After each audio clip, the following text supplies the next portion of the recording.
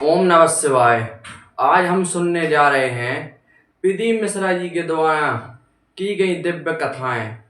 यह वीडियो धार्मिक उद्देश्य के लिए बनाया गया है। चलो तो शुरू करते हैं। अंतिम श्वास चल रही होगी और वो परमात्मा भी कहेगा अब बुढ़ापा है, मरने का समय है, थोड़ा सा स्माइल दे ले। स्माइल का मतलब है थोड़ा सा राम कह ले, कृष्ण कह ले, शिव कह ले। अंतिम समय में अगर थोड़ा सा भी भगवान का नाम ले लिया, फोटो सुधर गया। और अंत समय सब बोलो सब, प्रभु आना पड़ेगा, वचन दिया तो निभाना पड़ेगा। और आए ना आए प्रभु कुटुंब कबीरा, अंत समय प्रभु आना। कोई साथ देगा नहीं। बचपन गया जाने दो, तुमने कपड़ा कैसा भी पहना जाने दो, तुमने श्रृंगार, जवानी आई तुमने श्रृंगार कैसा भी करा जाने दो, अधेड़ी आई तुम कैसे भी जिंदगी जिए चलेगा, पर बुढ़ापा तुम्हारा बिगड़ना नहीं चाहिए। सबसे कठिन है बुढ़ापा, पर बुढ़ापे को संवारने का सबसे सुंदर तरीका है तुम्हारा मौन रहकर भगवान की भक्ति को धारण करना।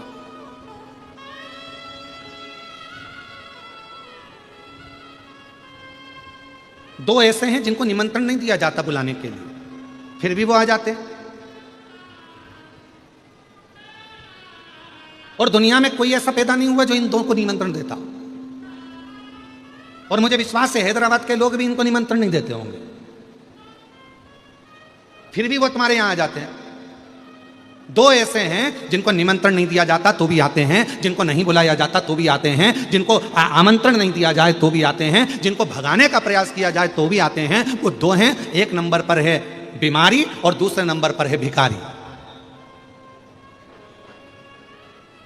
ये दो ऐसे हैं जिनको निमंत्रण नहीं दिया जाता, ये दो ऐसे हैं जिनको कोई आमंत्रण नहीं दिया जाता, ये दो ऐसे हैं जिनको कोई पत्र नहीं भेजा जाता। किन किन को? जम के बोलो। पहले नंबर पर बीमारी और दूसरे नंबर पर भिखारी। इन दोनों को कोई पत्र नहीं भेजता, इन दोनों को कोई निमंत्रण नहीं भेजता, इन दोनों को कोई बुलाने का आदेश नहीं आता, फिर भी ये दो अपने घर में जरूर आते हैं, अपने द्वार पर जरूर आते हैं। पहले नंबर पर होती है बीमारी। बीमारी को कोई नहीं बुलाता, फिर भी बीमारी अच्छे अच्छे घर में, अच्छे अच्छे परिवार में, जिनके यहाँ डल्लफ के गद्दे हैं, एसी का रूम है, कालीन बिछे हुए हैं, जिनके यहाँ पानी भी आरओ का चलता है, बिस्लरी की बोतल पीते हैं, खूब अच्छे अच्छे क्रीम और पाउडर में रहते हैं, और खूब योगा भी करते हैं, एंजॉय भी करते हैं, साथ में बड़े सोच समझ कर खाते हैं। मैं बाजार की चटनी नहीं खाऊंगी, मैं बाजार का ये नहीं खाऊंगा, मैं वो नहीं खाऊंगा। उसके बाद भी बीमारी को निमंत्रण नहीं दिया जाता और बीमारी घर के अंदर प्रवेश कर जाती है। उसी तरह भिखारी, भिखारी को कोई नहीं बुलाता तो भी वो दरवाजे पर आ ही जाता है। कैसे बचोगे?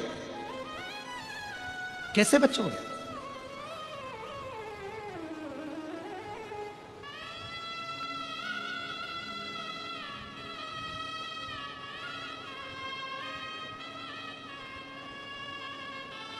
तो कहा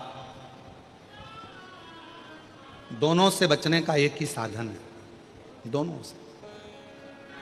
अरे मुख में हो राम नाम, राम सेवा हाथ में, तू अकेला नहीं प्यारे राम तेरे साथ में।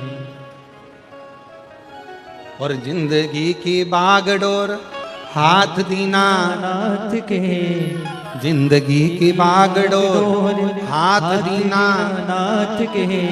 वो महलों में राखे चाहे झोपड़ी, वो महलों में राखे चाहे झोपड़ी। निर्भर करता है प्रभु के नाम पर, निर्भर करता है भगवान के नाम पर। जपो, लगे रहो भगवान की अविरल भक्ति में, लगे रहो भगवान के भजन में। दोनों दूर रहेंगे, दोनों।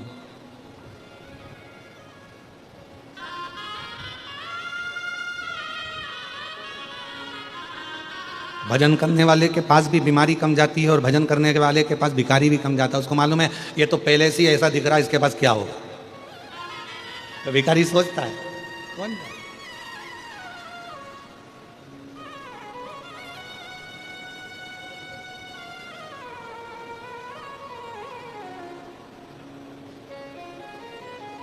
दूर है। कथा कह रही है, भगवान शंकर का चरित्र कह रहा है। हाथी ने परमात्मा को पुकारा, कोई नहीं आया, तब परमात्मा आया, अपना गरुड़ छोड़कर आ गया। सीमा नहीं है मेरे भगवान।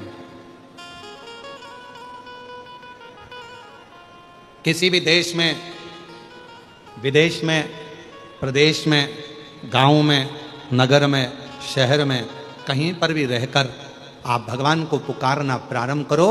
मेरा भगवान ये नहीं दे। अब आपके यहाँ तो ये तेलंगाना में तेलुगु चलती है, कर्नाटक में। एक बहन जी ने पत्र लिखा है, हम तो कल बोलने वाले थे कि किसी को कन्नड़ आती हो तो हमारे पास आकर पत्र पढ़ दो, हमको पढ़ना नहीं आ रहा।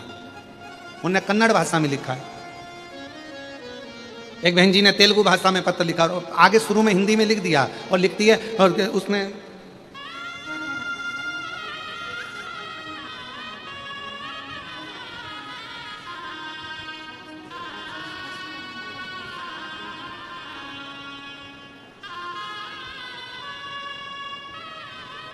अब वो पत्र को ढूंढना पड़ेगा। उसमें उन्होंने आगे आगे हिंदी में थोड़ा थोड़ा कट में लिखा है, मेरे को हिंदी नहीं आती है। अब हमने सोचा इतना लिखा था तो पत्र भी वैसे ही लिख देती।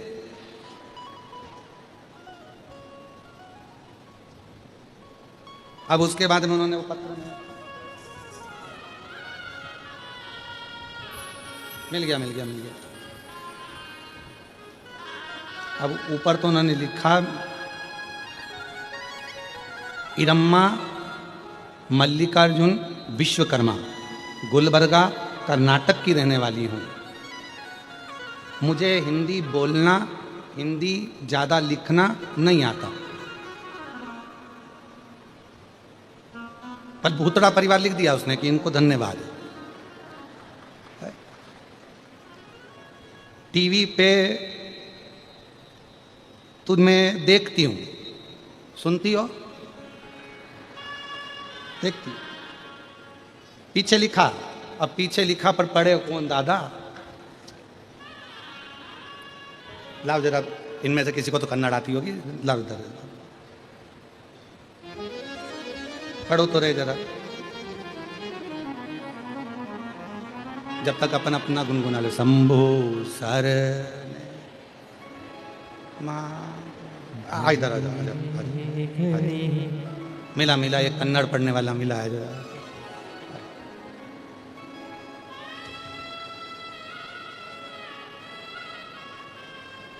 और शंभो शरण पड़ी मांगो घड़ी घड़ी दुख का दया करी दर्शन आतो शंभु शरण पड़ी मांगो घड़ी रे घड़ी दुख काटो दया करी दर्शन आतो शंभु शरण पड़ी मांगो घड़ी रे घड़ी दुख काटो दया करी दर्शन आपो शंभु शरण पड़ी मांगो घड़ी रे घड़ी दुख काटो दया करी दर्शन आपो।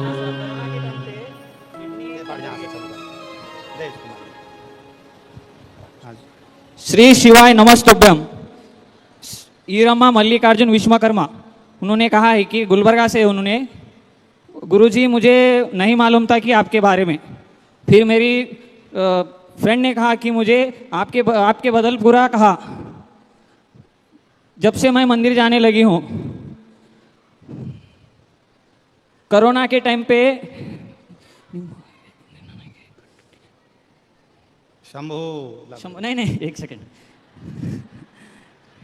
कोरोना के टाइम पे मेरे पति को कहा मैंने, उनको किडनी का प्रॉब्लम था, रलिया और बाबा आशीर्वाद। ओके, तो भगवान की दया से मुझे अच्छा लगने लगा है अब।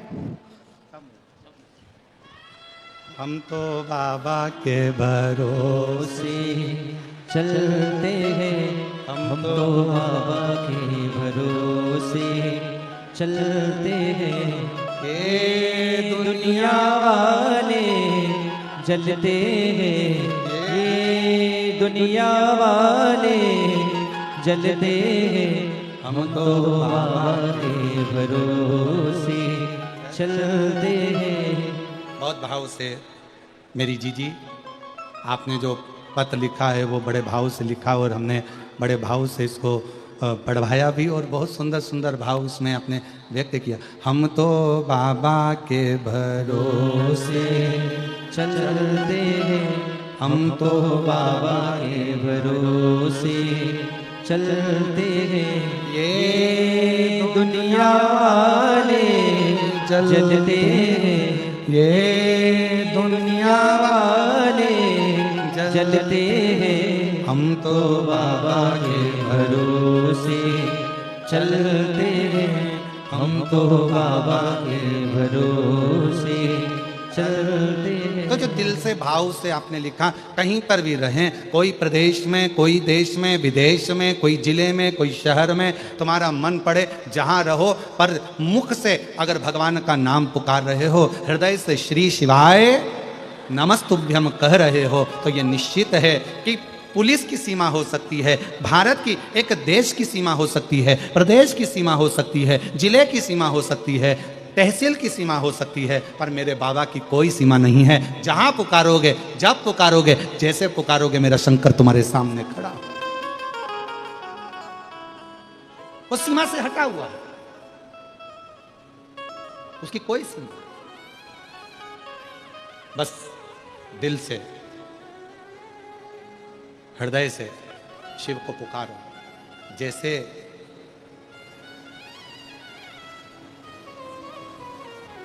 जिस समय पर माता सती के पिताजी ने, दक्ष प्रजापति ने यज्ञ रखा, सबको आमंत्रण दिया, सबको, पर माता सती जी के यहां कोई निमंत्रण नहीं दिया। और देवता क्या कर रहे थे? देव ऋषि नारद जा रहे थे तो कैलाश के ऊपर से जा रहे थे, इंद्र जा रहे थे तो कैलाश के ऊपर से जा रहे थे। क्यों? क्योंकि माता सती देखे और सती जी को लगे कि सबको निमंत्रण पत्र भेजा गया, पर मेरे पिताजी ने मेरे यहाँ ही निमंत्रण पत्र नहीं भेजा। ये दिखना चाहिए। सती मैया ने देखा इंद्र जा रहे हैं, सती मैया को कोई फर्क नहीं पड़ा। सती मैया ने देखा देव ऋषि नारद जा रहे हैं, सती मैया को कोई फर्क नहीं पड़ा। गरुण, वरुण, सारे देवता जा रहे थे, सती मैया को कोई फर्क नहीं पड़ा। क्यों फर्क नहीं पड़ा? कोई तुम्हारे ऊपर कितना भी नमक डाले, तुम्हें कोई फर्क नहीं पड़ता। कब तक? जब तक तुम्हारे शरीर में कोई कट ना लगा। अगर तुम्हारे शरीर में कोई घाव है तो जरा सा नमक लगेगा और तुम तिल मिला जाओ, तिल मिला। शरीर में अगर घाव है तो तुम्हारे ऊपर नमक का थोड़ा सा भी भाव आएगा और तुम तिल मिलाओ। जब तुम्हारे शरीर पर घाव ही नहीं है, तुम्हारे शरीर पर कोई कट ही नहीं है, तुम्हारे शरीर पर कोई चोट ही नहीं है, तो कोई कितना ही नमक डाले, तुम्हारे शरीर पर कोई कितना ही नमक डाले, उसका कोई तिल मिलाहट आएगी नहीं। पर जैसे ही शरीर के ऊपर यदि कोई घाव रहेगा, शरीर के ऊपर यदि कोई कट रहेगा, शरीर के ऊपर कोई भी स्थान रहेगा, तो फिर वो नमक अपना असर करेगा, फिर वो नमक असर करता है।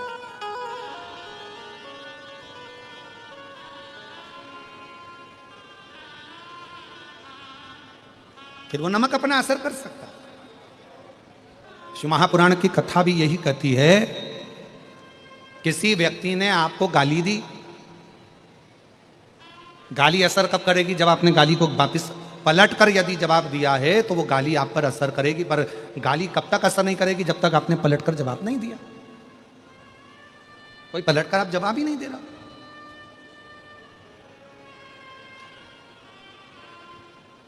किसी ने आपको अपशब्द दिया, ताना दिया, आड़ा टेढ़ा बोला, आपने अगर पलट कर जवाब दिया तो समझ लो आपने गाली को लिया। आपने पलट कर अपशब्द बोले तो मतलब आपने पलट कर उसने जवाब दिया है, तो मतलब उसने गाली को स्वीकार किया है।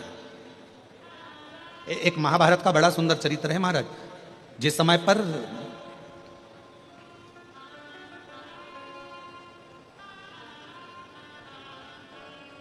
द्रौपदी के सोते हुए 5 पुत्रों को जब अश्वत्थामा ने मार दिया और भीम ने द्रौपदी के हाथ में तलवार पकड़ा दी और कहा, यह तलवार लो द्रौपदी, इस अश्वत्थामा को मार दो। द्रौपदी ने कहा, नहीं, मैं नहीं मार सकती। अरे इस अश्वत्थामा ने इस अश्वत्थामा ने तुम्हारे सोते हुए 5 पुत्रों को मार दिया द्रौपदी, तो तुम भी इसको मार दो। द्रौपदी कहती है नहीं, ये मेरे गुरु का पुत्र है, मैं इसको मार नहीं सकती। द्रौपदी, जब इसने नहीं देखा कि कौन बच्चों को मार रहा है, कौन को मार रहा है, तो तुम क्यों देखती हो? द्रौपदी ने कहा, यदि कोई कुत्ता हमको काट लेगा तो हम कुत्ते को नहीं काट लेंगे, कोई श्वान हमको काटेगा तो हम श्वान को नहीं काटेंगे, कोई सांप हमें काटेगा तो हम सांप को नहीं काट लेंगे, मैं इसको नहीं मार सकती। एक काम करो, इसके मस्तक पर जो मणि लगी है वो मणि निकाल कर फेंक दो, बाकी का और मुझे कुछ नहीं चाहिए। इसने मेरे बेटे को मार दिया, मैं अपने गुरु के पुत्र को नहीं मार सकती। ये द्रौपदी का चरित्र हमको कह रहा है, ये द्रौपदी का संवाद हमको कह रहा है कि यदि कोई हमको अपशब्द कह रहा है तो हम अपशब्द से जवाब क्यों दें? कोई हमको गाली दे रहा है तो हम गाली से जवाब क्यों दें?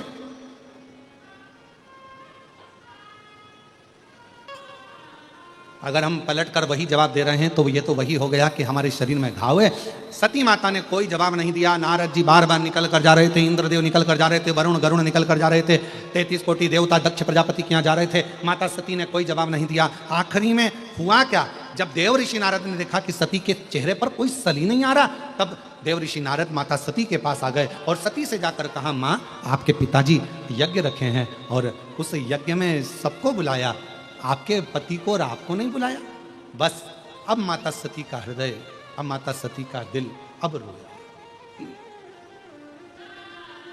अब रोया।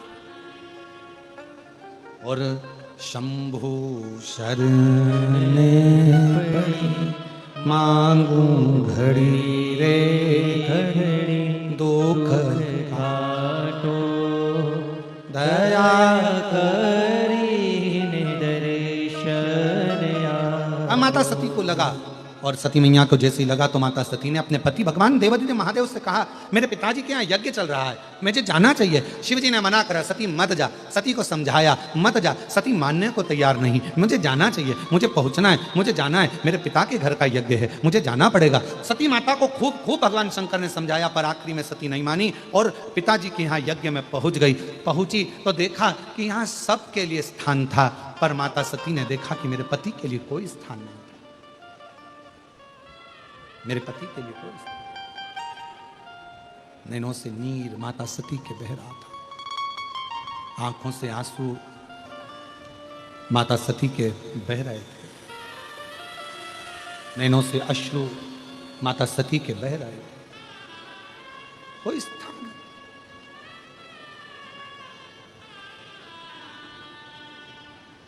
कितना सुंदर कहा है माता सती ने, जरा ध्यान से सुनना। एक एक जितने भी आस्था चैनल पर कथा सुन रहे हैं, जितने फेसबुक यूट्यूब पर कथा सुन रहे हैं, और जितने भी इस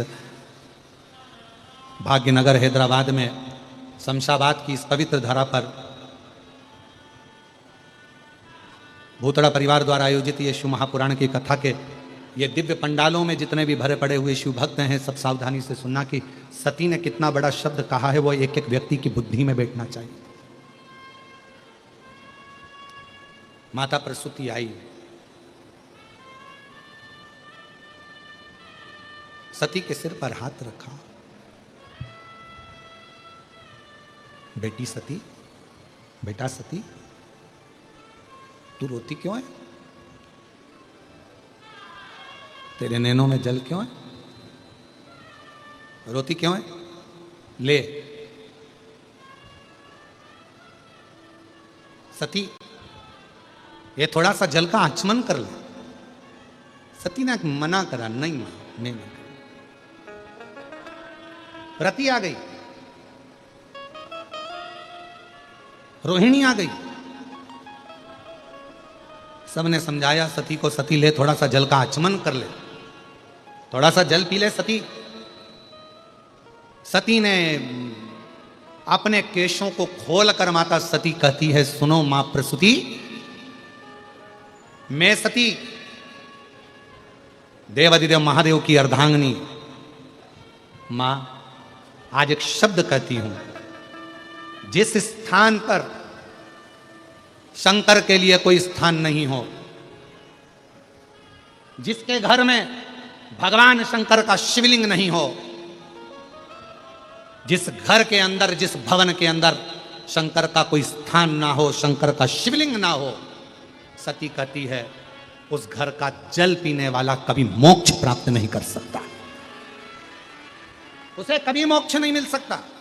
जिस घर में शंकर भगवान का शिवलिंग होता है, जिस घर में शिव का स्थान होता है, जिस घर में शंकर का एक प्रतिबिंब स्वरूप होता है, उस व्यक्ति को किसी तीर्थ में जाने की जरूरत नहीं पड़ती।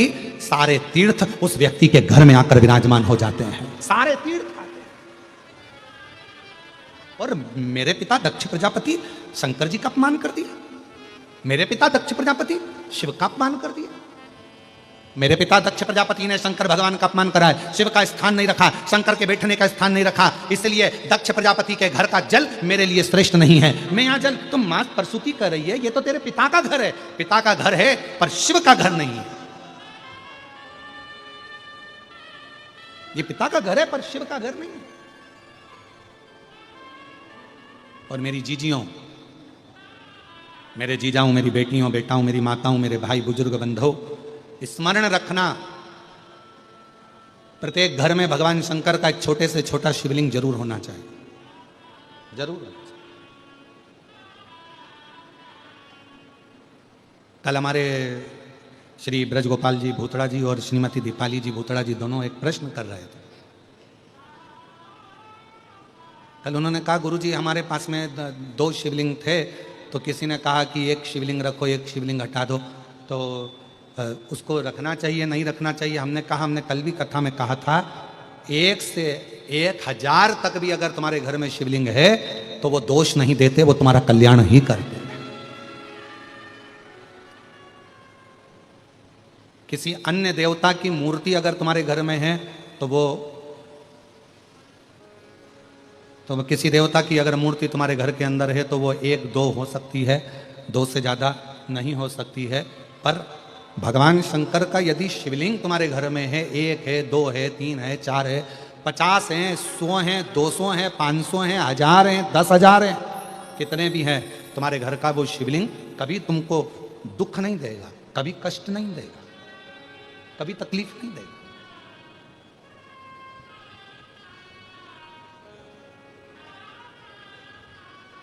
कितने भी शिवलिंग। और हाँ, एक बात याद रखना, अगर तुम्हारे घर के अंदर कोई शिवलिंग नहीं है तो शिव महापुराण की कथा कहती है, सती माता का चरित्र कहता है, फिर उस घर से गया हुआ व्यक्ति कितने भी तीर्थ कर आए, कितने भी तीर्थों का जल लेकर आ जाए और कितने भी तीर्थ कर आ जाए, उस तीर्थ का कोई फल नहीं होता अगर घर के अंदर शिवलिंग नहीं होता। घर के अंदर शिवलिंग का होना बहुत जरूरी, भले छोटा सा, भले छोटा, वो घर में होना चाहिए। और मैंने तेरे ही भरोसे, एक पत्र अच्छा है जी, बाबा तेरे ही भरोसे हवा विच उड़ती जावांगी, बाबा डोर गतो छड़ीना में कटी जावांगी, भोले मैं तेरी पतक, शंभू मैं तेरी पतक। बहुत बड़ा पत्र है, हैदराबाद भी बड़ा है ना, इसलिए पत्र भी बड़ा है, ठीक है। मैं प्रियंका राहुल सोनी, कहीं बैठी हो प्रियंका राहुल सोनी तो हाथ हिला सकते हैं, और अगर कहीं बैठे हों तो एक बेलपत्र लेने के लिए आ सकते हैं। मैं प्रियंका राहुल सोनी पुराना पुल हैदराबाद से हूँ। सबसे पहले मैं भूतड़ा जी को धन्यवाद करना चाहती हूँ और बाबा कुछ साधुवाद देना चाहती हूँ। शिव जी ने बड़ी कृपा करी, जो रक्षाबंधन का तोहफा ब्रजगोपाल जी, मैं ब्रजगोपाल भूतड़ा जी को साधुवाद दूं कि रक्षाबंधन का तोहफा ब्रजगोपाल जी आपने सभी बहनों को दिया है, इस पत्र में लिखा है। ये शिव कृपा। गुरुजी, भोले बाबा का मैं क्या गुणगान करूं, मेरे पास शब्द कम पड़ जाएंगे।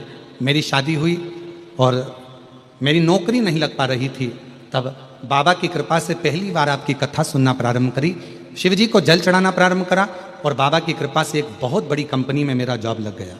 गुरुदेव, मेरी बेटी का जन्म हुआ और जन्म होने के बाद उसके मुंह में एक छाला हो गया। डॉक्टर को दिखाया तो डॉक्टर ने कह दिया इसका ऑपरेशन करना पड़ेगा। ऑपरेशन का डॉक्टर ने बता दिया, मगर मेरा विश्वास बाबा पर इतना था कि वो छाला एक ही हफ्ते में गायब हो गया। और फिर मेरी बेटी पंजे पर चलती थी, वो पूरी खड़ी नहीं हो पाती थी, चल नहीं पाती थी, पर बाबा पर मेरा भरोसा पूर्ण था। डॉक्टर ने कहा था ये ऐसी ही चलेगी, पर बाबा की कृपा से शिवजी के चढ़े हुए जल से आज मेरी बेटी पूरी चलने लगी और बाबा की कृपा से उसका पूरा पांव रखा। मैं शिव को प्रणाम करने के लिए आया और तेरी कृपा का क्या है भरोसा, कब किस पर हो जाए जरा सी। एक लाइन अच्छी लिखी है, अरे लुटा दिया भंडार काशी वाले ने और कर दिया माला काशी वाले, जो जैसी भावना लाया वो वैसा ही फल पाया। नहीं खाली उसे लौटाया वो मन ही मन हर्षाया। और कर कर दिया दिया माला माल काशी वाले ने, लुटा दिया भंडार काशी वाले। एक पत्र और अच्छा है,